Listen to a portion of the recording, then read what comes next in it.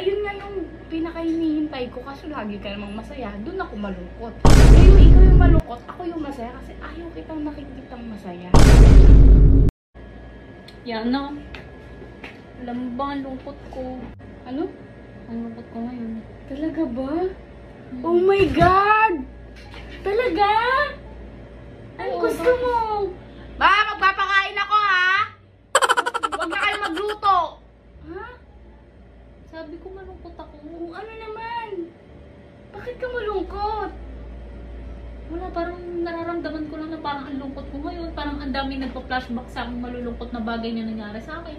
Parang hindi ko maintindihan yung sarili ko ngayon. Alam mo, masaya ako ngayon. Bakit? Ayaw kitang nakikitang masaya eh. Kung gusto mo, iwan kita dito, iyak ka dito. Tapos patutog ka na malulungkot na kanta. Gusto mo yun? Alam mo, kaya ako lumapit dito kasi akalam ko, bibigyan mo ako ng magandang advice. Ayun yung maganda. Yung mailabas mong umiyak ka, yung iyak ka dito. Dali, tapos papatugtog ako. Isang patugtog na ako ng mga, Paubaya by Moira. Makinig ka muna kasi. Ano ba? Malungkot ako. O, ano Ayan ba yung gawin ko? sasabihin. Ayun nga yung gusto ko eh. Ayun nga yung pinaka-hinihintay ko kasi lagi ka namang masaya. Doon ako malungkot. Ngayon, ikaw yung malungkot, ako yung masaya kasi ayaw kitang nakikitang masaya. Seryoso ka ba sa sinasabi mo? Seryoso ako kasi lagi ka na lang good mood. Pag good mood ka, ako babadtripin mo. Ngayong bad trip ka, ako man babad trip sa'yo. Ganun lang yun. Kaya sobrang saya ko kasi hindi na ako malulungkot kasi malungkot ka. Ayun yung hinihintay kong pagkakataon yung maging malungkot ka para masaya ako. Para, alam mo yun, yes, thank you Lord, thank you God, thank you universe. Kapatid ba kita?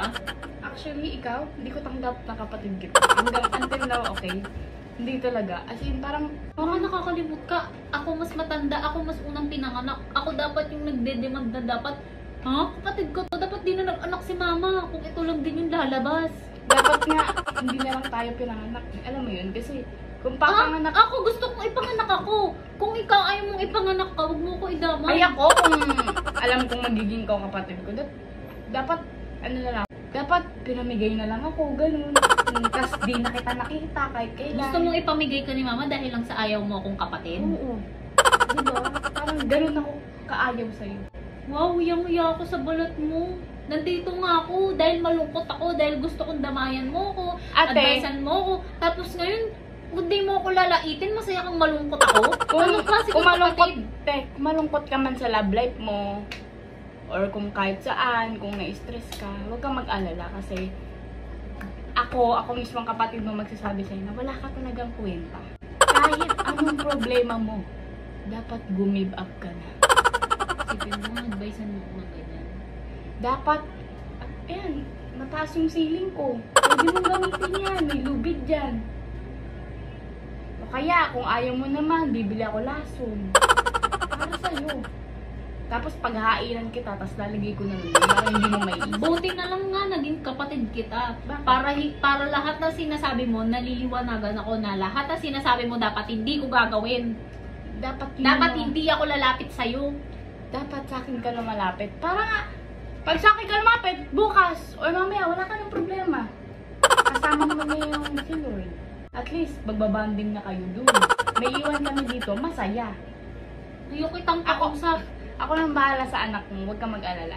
Private school, hatid sundo, walang magjojowa hanggang 21. Hindi ko kailangan. Carry ko yun. Hindi ko kailangan. Sa asawa mo, ako mismo maghanap sa kanya ng bagong asawa na mas better pa sa'yo. Hindi ko kailangan. Ikaw, wala akong kwenta.